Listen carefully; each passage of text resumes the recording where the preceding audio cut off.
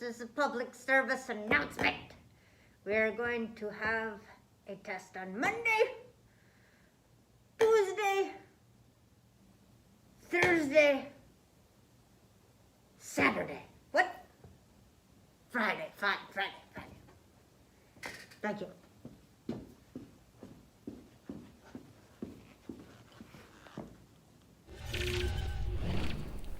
Good morning, my name is Kaika Milzer, and welcome to the HPS Upload, where we upload the latest news for you to download. At Hettinger Public School, we challenge all to meet their academic and life goals while inspiring lifelong learning. Please stand to say the Pledge of Allegiance. I pledge allegiance to the flag of the United States of America, and to the republic for which it stands, one nation, under God, indivisible, with liberty and justice for all. And here are today's announcements. The Student Council office ballot, the winners are Naomi Salazar, Peyton Toohey for vice president. Naomi Salazar was president. Your secretary is Anna Havelka. Parliamentarian is Connor Andrus. Your treasurer is Cody Carber, and your historian is Sydney Ellingston. FFA and ag announcements. Monday, the last FFA meeting of the year will be tonight at 7 o'clock p.m. Pizza, rub your floats, and door prizes provided. And floor culture workouts tonight at 6. Today, the lunch is assorted hot sandwiches, and you can sign up for Babe Ruth in the office. We would like to congratulate Mrs. Resner's homeroom for guessing correctly Mr. Janikowski as the shark from last week's math teacher video. A big thanks to all the staff that participated in that fun activity. The Hettinger Public School graduation ceremony will be broadcasted live on May 23rd at 2 o'clock p.m. You can find this live broadcast on the YouTube channel or the Hettinger Public School Facebook page. Notice to all the HPS Upload, there will be a pizza party in the AV room today at lunch. Also, all Chromebooks checked out from the library need to be returned by the end of Wednesday. And those are the announcements for today. Now let's move on to our first two stories from our reporter, Anna Havelka, about Mrs. Hicks's music competitions. Hettinger High School always competes in the Region 10 music festivals, but they took place a little differently this year. So, Ms. Hicks, how did band and choir regionals work this year as compared to other years? So this year it was actually pretty different. So the main difference was for the regional part, there's always a quota that we have to make when it comes to the judge giving stars.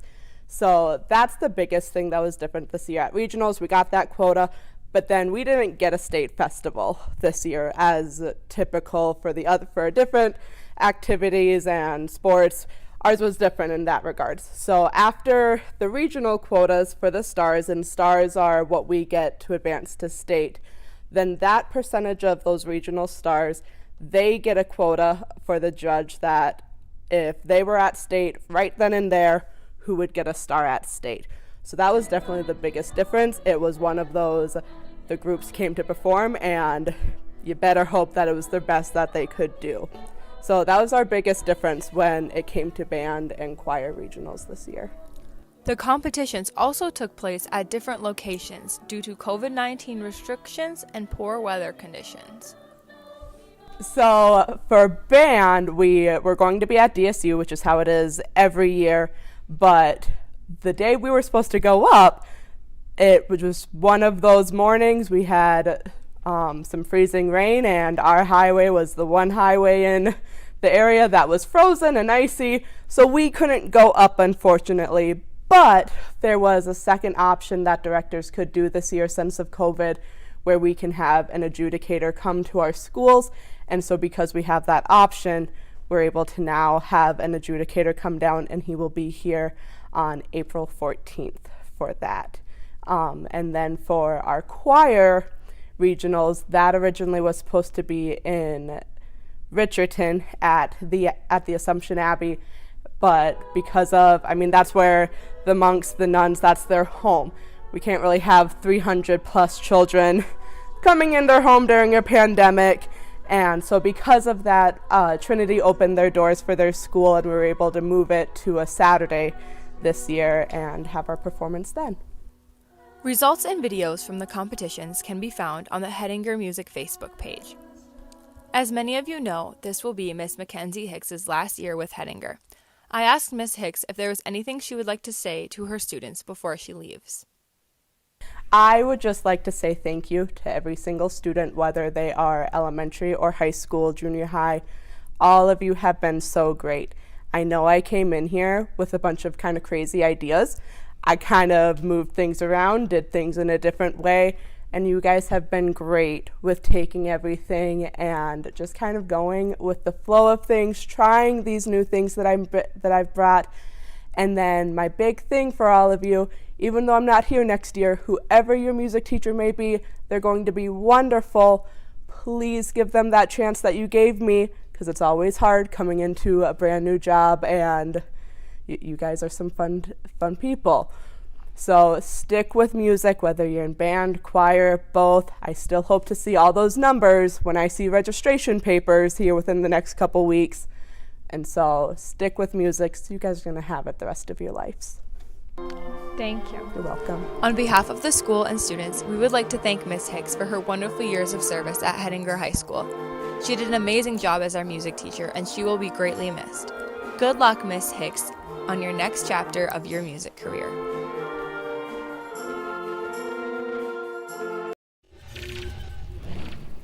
Thanks, Anna. I'm pretty sure we'll all miss Miss Hicks when she leaves.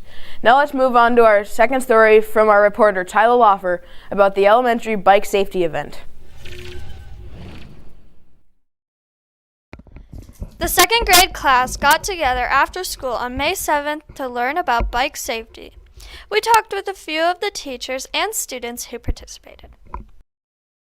In second grade, we have a really fun event where the kids get to bring their bikes to school. The sheriff's department comes and they visit with the kids about bike safety, the rules of the road, how to drive a bike safe, the importance of a helmet. So they have a little classroom time with the kids, and then we are able to ride our bikes through an obstacle course that they set up, and it's a really great event because it's springtime. Kids are getting their bikes out and ride them for the summer. So it's just a good refresher course and good time to get the bikes out. Okay, thank you very much. County Sheriff's Department came in and talked to the kids a little bit about bike safety tips, rules of the road, things that they should be aware of when they're riding their bike, different hand signals that they can use. I like that we could ride our bikes around at school, and I learned the hand signals. What are the hand signals? This is stop, this is turning left, this is turning right. And then they played a game of bingo, and if we had 2 lucky winners, and those girls both got a free shirt from Graphic Attic in Hettinger. And then after we got done with our classroom stuff, we came outside and the kids got fitted correctly for bike helmets. And then they started the bike rodeo portion of the bike safety day. It was a fun day. All the kids had fun. It was beautiful out, so it was a good day for being the bike safety day. Is there anything else you'd like to add? We went in the AV room and we asked questions about bike safety, and then we got helmets. The kids all each got a new helmet that was donated by Melling and Roseland Law Office. And just a big thank you to the Adams County Sheriff and the EMS who came out and did this with the kids. Thank you. The Upload wishes you all to stay safe while riding your bike outside. Really quick, I just want to check for... Thanks, Tyler. Now let's look at the weather forecast with Micah Kilzer. Get the tie off. Oh man, trying to outrun them North Dakota storms, you know. It's so windy out there. First of all, I woke up late. Then I couldn't even find my tie.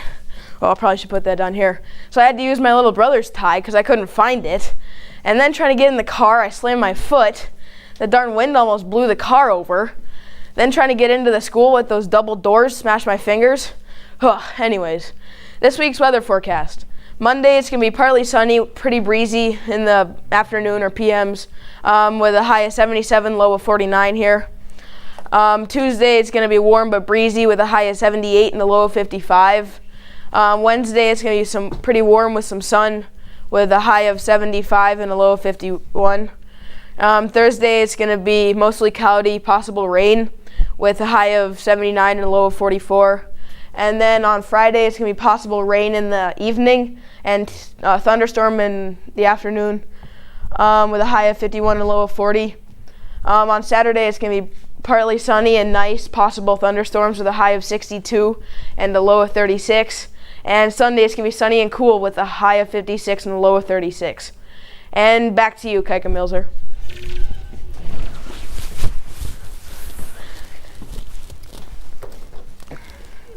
Thank you, Micah Kilzer, for that weather report. We also would like to thank Joey Harold, our writer and producer, and Gage, our streamer, for helping us make today's report possible.